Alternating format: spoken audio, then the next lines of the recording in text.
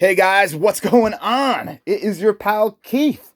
I'm here live in the control room at Essex Recording Studios, just outside London in England, and I've got another awesome Zakk Wylde guitar for you. This is probably the cleanest Epiphone camo Zakk Wylde I have ever seen. The condition is insane. I got it from a collection of 3 guitars. There's another one over here, the Buzzsaw. We're going to do another video of that. And there is also a Gibson BFG Zakk Wylde. If you are new to the channel, you absolutely must click subscribe, hit like on this video, and come join our circle of friends. I'm going to show you the coolest, most insane guitars from all around the world that I get and show you up close so you know what they look like. You know what they, almost like what they taste and smell like. I get so close. Actually, speaking of that, for this specific guitar, for these Epiphones, I do have a pretty epic Epiphone video that shows all the differences between the models. I have them all on stands in our old live room, and I show the differences between the Korean models, the Chinese models, and go into detail about how you can tell the fakes. Because believe it or not, yes, companies will make fakes of Chinese guitars. You know, some of these Epiphones are made in China, not these two. These are made in the awesome Korean factory. But there's a lot of value to these. These are probably, if I had to guess, these are the most valuable Epiphones that I am aware of, built in the modern era. You know, Epiphone used to be an American-made brand, like back in the 50s, I think 60s. But in the modern era, I am not aware of Epiphones that are more valuable than these, because Zakk Wylde left Gibson to start his own brand. Those guitars are actually all made in Korea, just like these. And the value on his USA Gibsons have skyrocketed.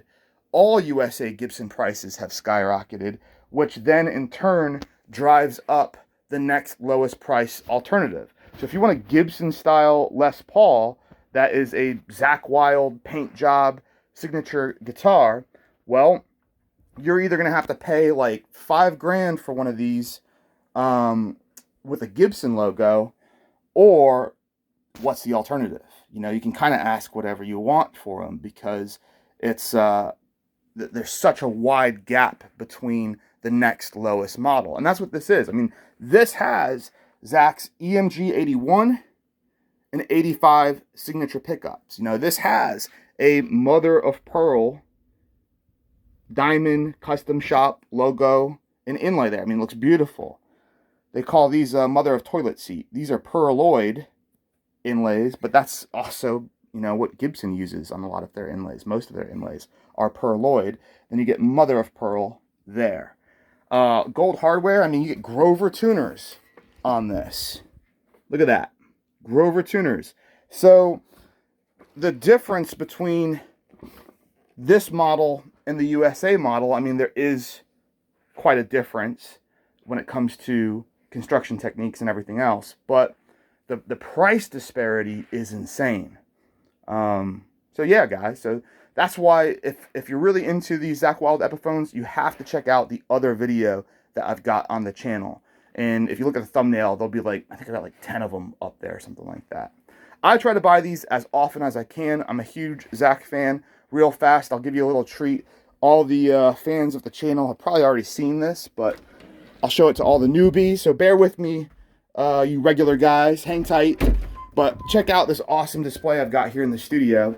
This is Zakk's personal guitar he played at the London show back in February. He did some really cool posters for us. There's his, only had 600 of these. Him and Jim Marshall's signature for his amp. Made this out to Essex Recording Studios. Super cool. We got his little mini micro stack, which is awesome. We are clearly fans of the Zakk man. So yeah, if you stay tuned to this channel and subscribe, you will from time to time see some epic Zakk Wylde guitars. I mean, I grew up in the 90s, and him and Dimebag were on the cover of like every other magazine, it seemed, every month. You know, Guitar World, Guitar Player, huge. And then when I came here to the UK, just as huge, super popular. Really cool to see. Now, going back to this model, what is significant about this signature Zakk Wylde Les Paul? Well, for starters, Gibson and Epiphone in general do not do graphics. It's more of like a Jackson thing. Gibson never really was one to do graphics, so extremely rare anytime you get a model that has one. This has Zakk's bullseye motif that he made super famous, plus it's got the camouflage going on. I have another video on our YouTube channel that shows the difference between the Epiphone camo model and the Gibson custom shop camo model. It's different. The camo, see how it's all sharp here? All the lines are very well defined. A lot of people like that. On the Gibson one, it's more blotchy. Very interesting. The inlay is the same thing. On the inlay, very sharp, very well defined. On the Gibson, not so much. It's, I mean, the inlay is, but there's a ridge that goes around it. So it's interesting. You know, so that's one thing that's special about this. Thing number two that is special about this, the pickups. Getting factory EMGs in a Gibson, extremely rare, virtually unheard of. Right, so you have the graphic, you've got the EMGs. It gets way crazier, because look at this fretboard.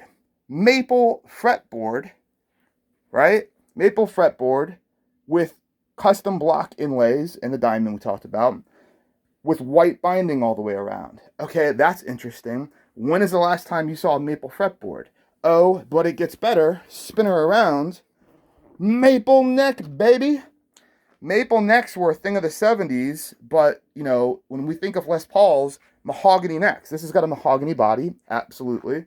But this has a maple neck. The Korean models have a scarf joint here.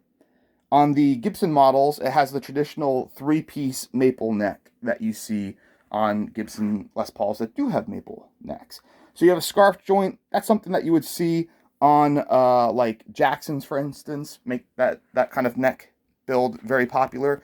Unfinished, which is beautiful. The fakes, just so you know, the fakes will be very glossy. See how this, like, you can see the wood grain.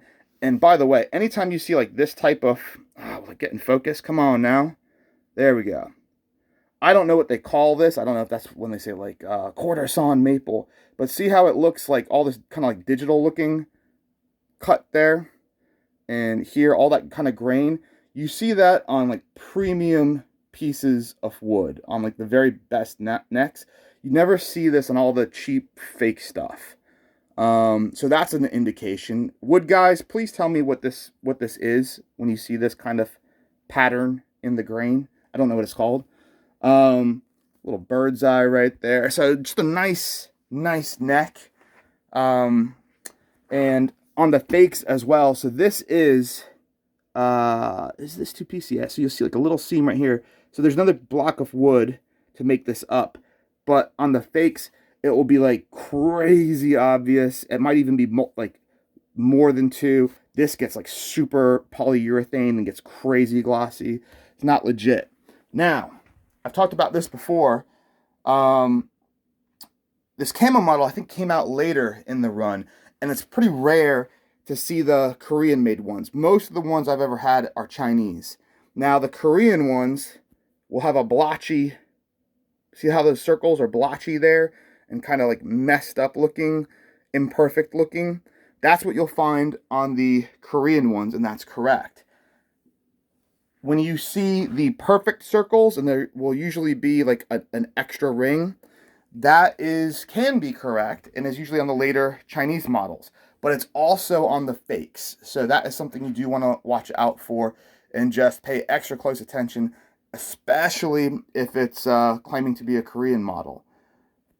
There are, if I'm not mistaken, right around the transition in the later Korean models, there are some that have the like the perfect circles there. And that's only an Epiphone thing. All of the Gibsons will have the blotchy circles. So if you see it with really crisp, really defined Les Paul rings there on something claiming to be a Gibson, it is fake. It's totally fake.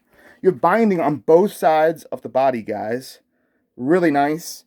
And, I mean, when these came out, just well ahead of its time, and really just unlike any other Gibson or Epiphone. These two are my favorite Les Pauls ever. I don't know which one I like more. It's pretty tough. I'm from Florida. I'm from the South. Camo is real popular. I love the maple fretboard and neck. Likewise on this one, this orange just pops. The black on the chrome or nickel hardware really pops. It's tough, guys. Rosewood fretboard. Not so sure which one I like more. But yeah, also, oh, that's another thing. So the Korean models generally had, as far as I know, all of them had EMG HZs, the passive pickups. So these don't use a 9-volt battery. This one, more than likely, I'm going to guess, has been upgraded to the Zakk Wylde set. You can see the font is from the era. So it's the older style font. I think that might be 2 fonts ago. And that was a very common thing where people would essentially buy these and make it as close to Zakk's guitar as possible. And really all you had to do is throw in the active EMGs, because it already came with Grovers, you know. So yeah. Now the year for this is 12-year-old guitar, almost 13 years old. 2008. Still has all the inspection stickers on it. This is all satin. It's a matte finish. It's not glossy. The back, the body is.